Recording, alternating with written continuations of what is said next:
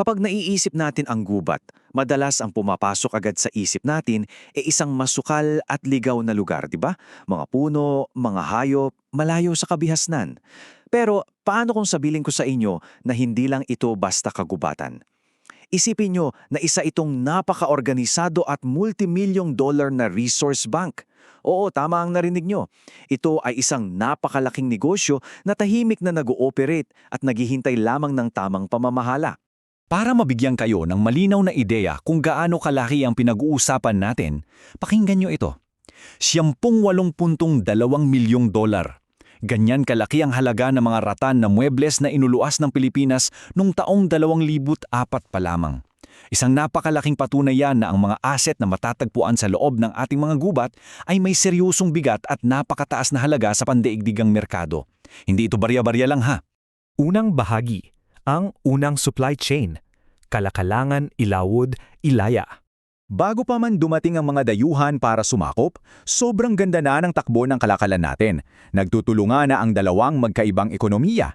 Nandyan ang Ilawod o yung mga komunidad sa baybayin na siyang may kontrol sa kalakalang pandagat, paggawa ng bangka at pakikipag-ugnayan sa mga dayuhan.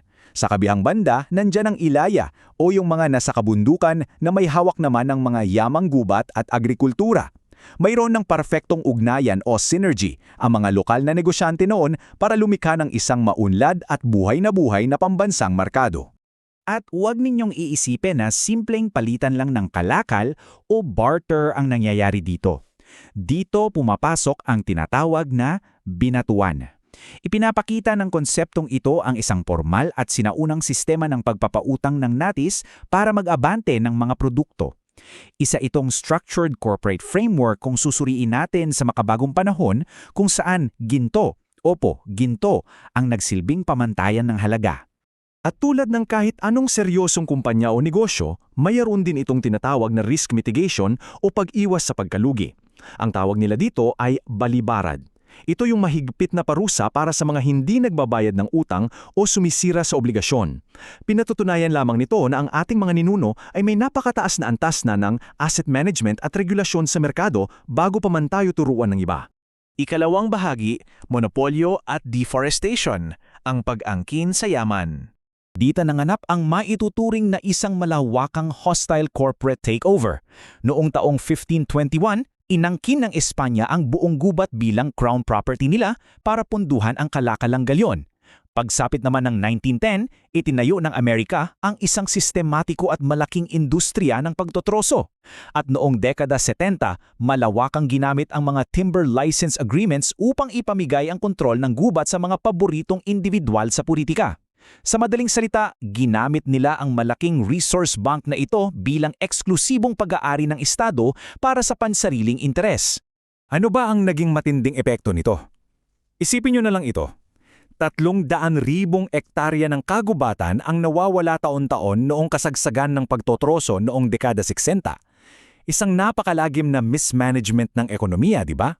Imbes na alagaan, itinuring ang gubat bilang isang alkansyang minsanang babasagin para makuha agad ang pera. Sa halip na ituring ito, isang pangmatagalang investment na magbibigay ng tuloy-tuloy na yaman. Ikatlong bahagi, ang bagong resource bank, mga dividendo ng gubat.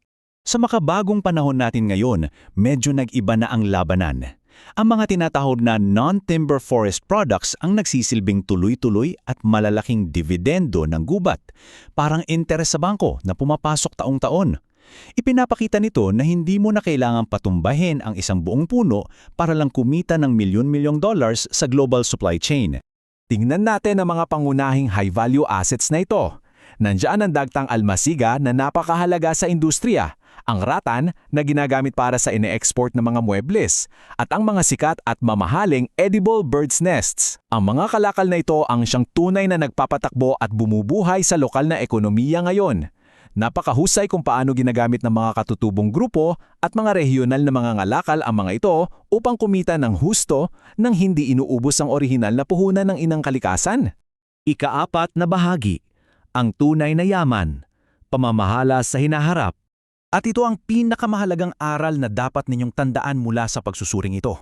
Sabi nga ng malinaw sa ulat, ang pagsukat sa yaman ng gubat na nakabase lamang sa bilang ng troso ay isang napakalaking pagkakamali sa negosyo. Ang minsanang pagbebenta ng kahoy ay literal na sumisira sa mismong makina na gumagawa ng panghabang buhay sanang yaman. Isang napakalaking pagkalugi kung iisipin mo ng mabuti. Kaya naman, iniiwan ko sa inyo ang isang malalim na katanungan. Pagkatapos ng daan-daan taon ng pangangamkam at monopolyo, sino ba talaga ang tunay na kumokontrol sa yaman ng ating mga gubat ngayon? Oras na para seryosong pag-isipan natin kung paano pamamahalaan ang multi-milyong dollar na asset na ito bago tuluyang maubos ang ating pondo at mawala ng puhunan ang mga susunod na henerasyon.